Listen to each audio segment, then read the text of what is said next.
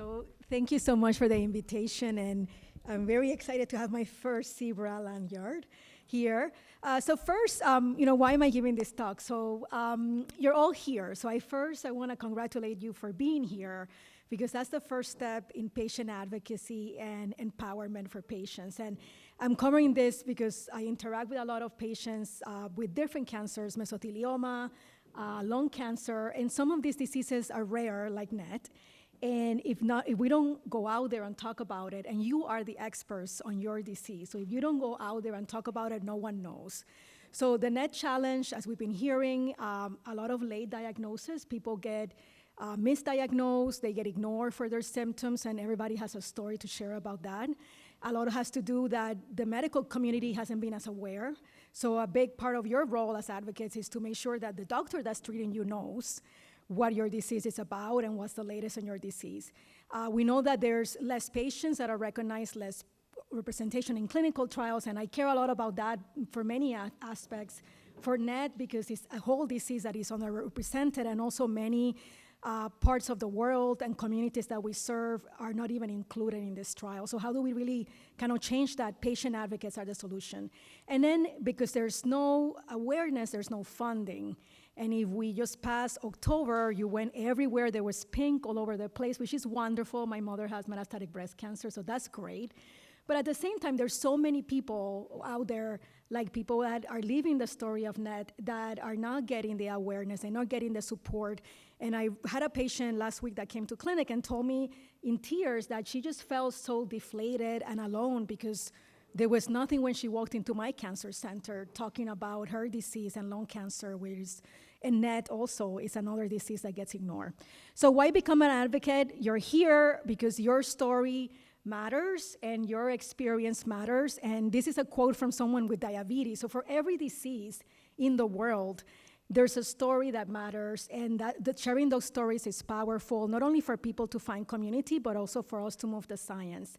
And you have a voice and a lot of power in changing the priorities of the research that get done. And I've seen that in my involvement with the thoracic community that has many subgroups of advocates divided by different mutations.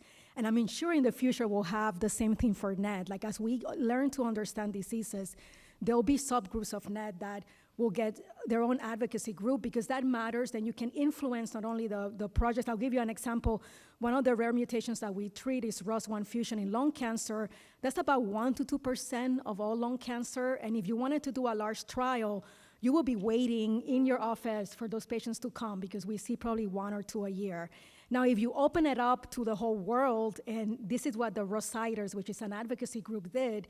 There was a trial of a new drug. They went out there on social media. They found the patients for these studies, and they partnered with pharma to move the development of these drugs. And that's really a success story of where advocates not only found patients for a trial that mattered for them, but also they were able to influence the trial. So they actually require that the trial only use a blood test and not a repeat biopsy for enrollment. So there's a lot of things that advocates can do because you're the experts of your disease. But I think the last thing I list here is really the most important thing that advocacy groups do. They create a community of support. So if you get diagnosed with a rare disease like NET, where your doctor probably doesn't know a lot about it, if you don't find people like here in the room who have gone through it, you don't learn about what's out there. And I can give you so many examples of patients that have come to me with ideas that I never thought about, and they found them in this room. They found them talking to other patient advocates. And advocates are, thank God to social media, I think that has really changed how people communicate, not only on Facebook, Twitter, LinkedIn. There's many ways that you can find advocates. So how do you do it? You came today, so you're an advocate, so congratulations. So you connect with people who are doing this for some time, and the Neuroendocrine Cancer Foundation is one of those groups.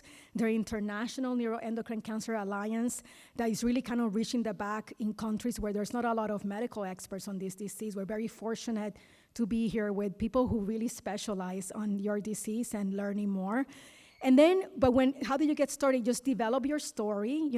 How you got diagnosed, who did you encounter, what was frustrating to you, take a picture of that and put a post out there, because that's gonna really reach out. And I'll give you some examples of that. And you can do that in social media, but if you're shy, you could just listen in and join these groups. And there's a lot of webinars where you just listen to talks. And I have to say that a lot of our patients with lung cancer have really benefited from all the information that is being put out there by the advocacy groups. And you're here attending a conference. So I will give you more practical advice. So I think I found this, there's already a lot of resources in the websites for all of the advocacy groups, but networking is about showing up and learning. So if you show up and you learn, you join one of these net support groups in your community, you're gonna make your disease experience better, and you can change the landscape of your disease. And also, you wanna reach out to people who know what LACNETS is. I think if I had NET and I asked the doctor that was treating me if they knew the research and they never heard of any of these advocacy groups, I would kind of think of finding another doctor or a second opinion, because this is such a subspecialized disease that if your doctor hasn't even bothered to kind of look out there about who's the expert organization in the country that's moving the science, that's kind of not the doctor that's gonna be up to date for you. You can collaborate, many of our patients have an expert, that is somewhere out there here. And then they also have patients who are in the community who help them with the day-to-day, and every so often they really get a team behind them to help them. And how do you find these experts? The organizations can help you do that.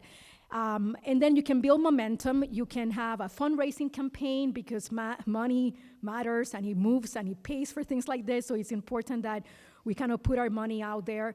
And you can meet researchers, join advisory boards. I will tell you another quick example. One of my patients that has another of these rare mutations with ALK, she had a really tough time getting her drug covered because she's not Medicare eligible. And she went out there on social media, kind of tagging the company that makes this drug. And I will tell you, within a month and a half, she had patient assistant developed for her drug. I'm not recommending you that, but I'm telling you, this is very powerful. What patients say and their experience matters to all these companies, and it matters to us. And she showed me a picture that she shared with me last week. She actually went to the manufacturer of her drug and met the chemist who developed the drug that she's on. So all of this happened because she went out there and shared her story that she had a disease that was rare, and it was very hard to get this drug. You can write op-ed pieces, you can do a blog, you can do a video. There's many ways that you can put your story out there. And then you can partner with physicians, and I'm a physician advocate, Dr. Shahani, and many of us here are physician advocates, and we need to work together because you're the experts of the disease, and we are here to make sure your experience is better and to move the science. So we need to work together, and how the physicians can help, so we can validate your story by educating other colleagues, other physicians, and the public. We can partner with advocacy groups, and I love to be invited to these meetings because really partnering with advocacy groups is where we meet patients where the stories are. And then we know about the trials that we're having a hard time enrolling, so we can come to you and help. Both of us can work together to really find and develop the science faster.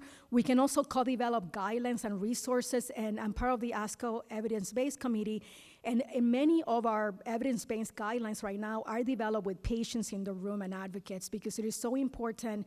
Sometimes we want to prioritize a drug, and the patient advocates tell us from their experience this has been a bad experience or it's challenging.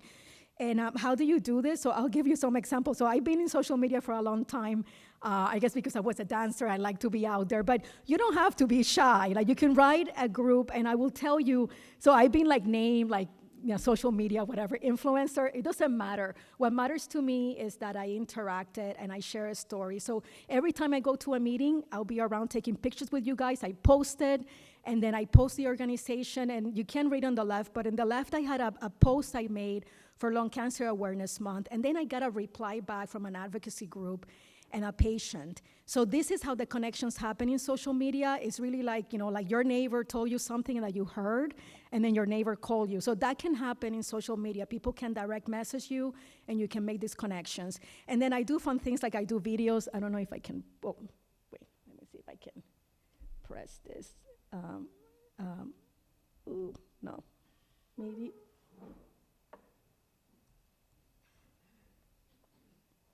Can I do this? Let's see. Oh, it won't.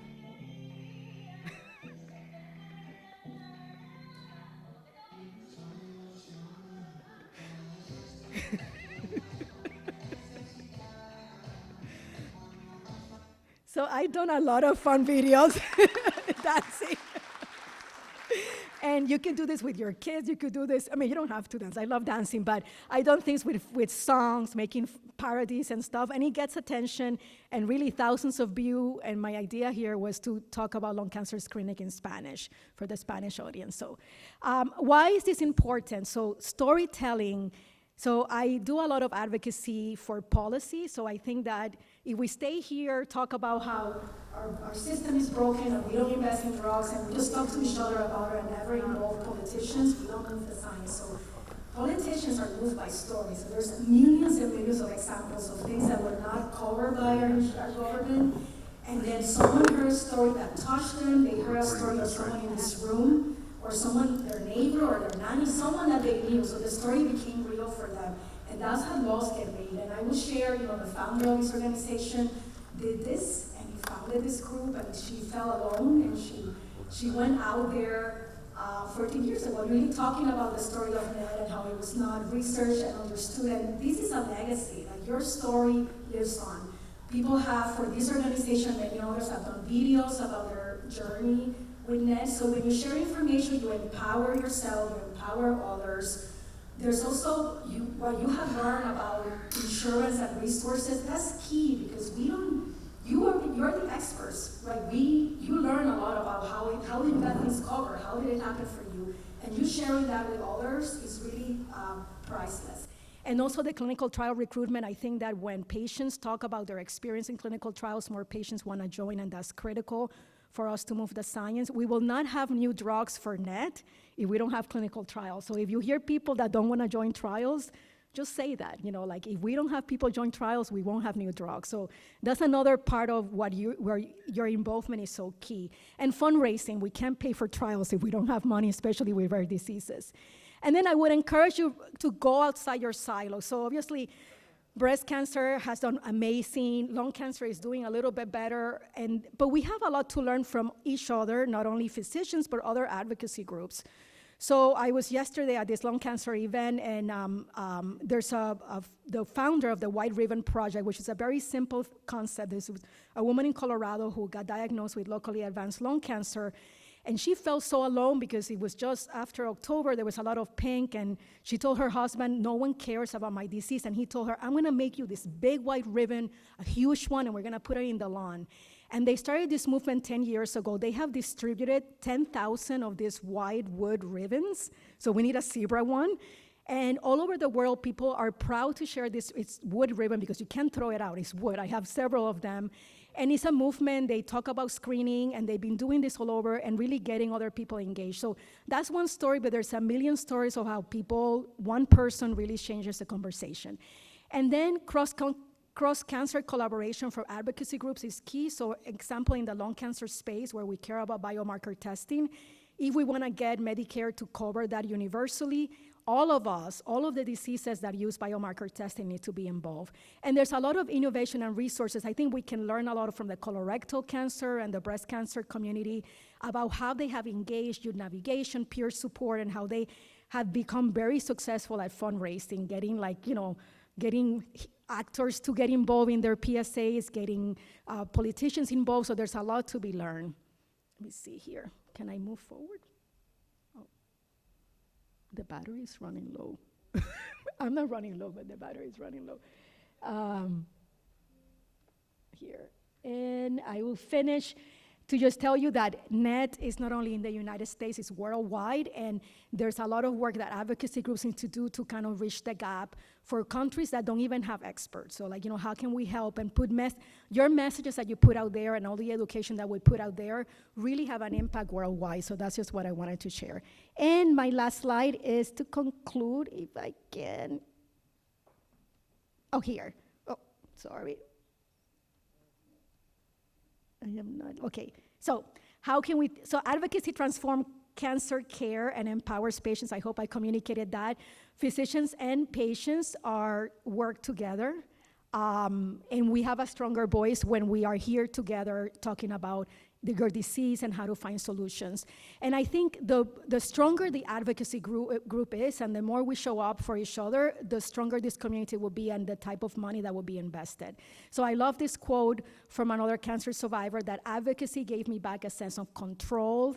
Even if the cancer takes my body, it won't take my voice. And I think this is critical for every patient out there, that you don't feel alone, especially caregivers who are really trying to help and also get overwhelmed. So start where you are, make connections, leverage digital platforms if you're comfortable. There are many ways to do this: Facebook, LinkedIn, social media, Instagram, Twitter. There are many ways. They all have a different kind of tweak to it, but you can start where you are and push for research funding so that we can move forward. Thank you.